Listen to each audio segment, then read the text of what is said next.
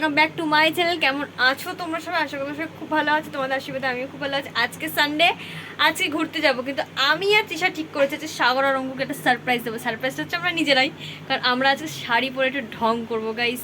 তো চলো যাই হোক, আমি একটু রেডি হয়ে নিই আগে, মানে রেডি বলতে শুধু জুয়েলারিটাই পরবো আর লিপস্টিক দেবো। তো এটা আর কি দেখানোর আছে, তো চলো আগে রেডি হয়ে নিই। সো গাইস, আমরা সারপ্রাইজ দেবো বলে দুজনে রেডি হয়ে গেছি। আমাদের বাড়িতেও চলে এসছে, কিন্তু সঙ্গে তো ব্লান্ডার করে দিয়েছে অঙ্কুর দাদা। এখন অঙ্কুর ঘুমিয়ে পড়েছে। ওকে ফোন করে এখন আর পাওয়া যাবে না, ওকে এখন গিয়ে উঠাতে হবে, নাহলে কিছুতেই পাবো না। তা এখন যাচ্ছি অঙ্কুরের বাড়িতে, স্বাগতাকে বলে দিয়েছি আসতে। তো ওরা আমাদেরকে দেখে কী বলবে এখনও জানি না, রিয়াকশানটা দেখতে হবে। চলো গাইস। গাইস, অঙ্কুর এখন ওয়াশরুমে গেছে, আর আমি দেখাচ্ছি আমাকে ঠিকঠাক করে, আমি আর তৃষা হচ্ছে এখানে বসে আছি। এখন জাস্ট অঙ্কুর আসবে, অঙ্কুরের রিয়াকশানটা দেখবো, আর সাগর দাদা আসছে। সাগরদাকে ফোন করে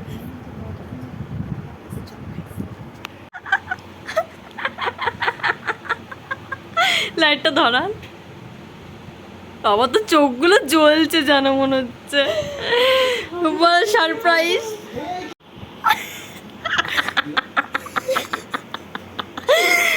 সারপ্রাইজ।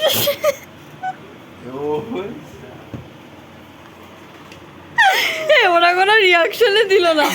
আমরা যে এত সুন্দর সারপ্রাইজ দিলাম, কোনো রিয়াকশনই দিল না।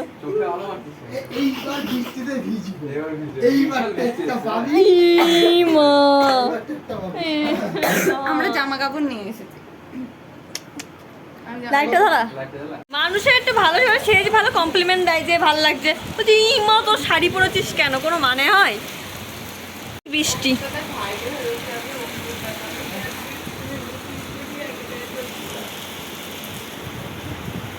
তোর মন খারাপ করছে যে বললো না ভালো লাগছে, আমরা বলার পর বললো ভালো লাগছে।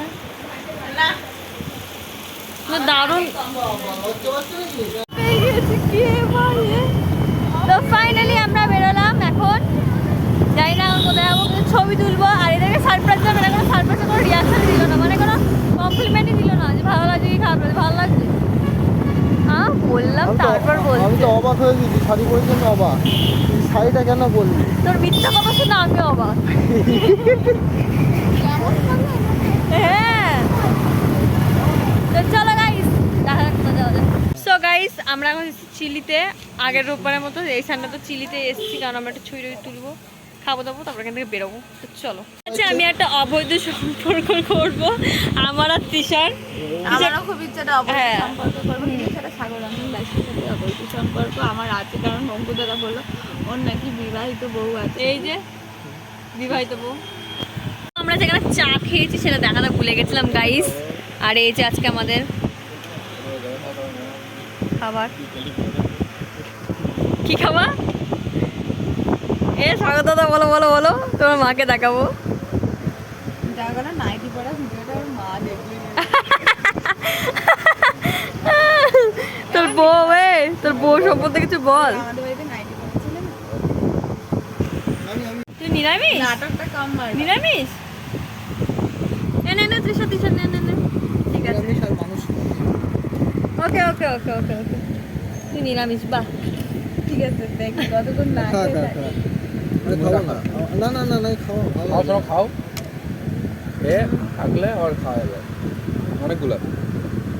নিরামিষ। চারটে নিলাম না, ইচ্ছা কি নষ্ট হবে আগের দিন। না এইতে চারটে। নাইস ওয়েদার, খুব সুন্দর ওয়েদার। ইয়েস ইয়েস, ওয়েদারটা দেখো সবাই গাইস।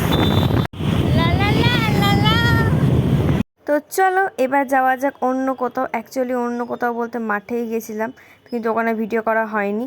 তারপর চলে গেছিলাম একটু মোমো খেতে। তো মোমো টোমো খেয়ে তো বাড়ি চলেই যাব।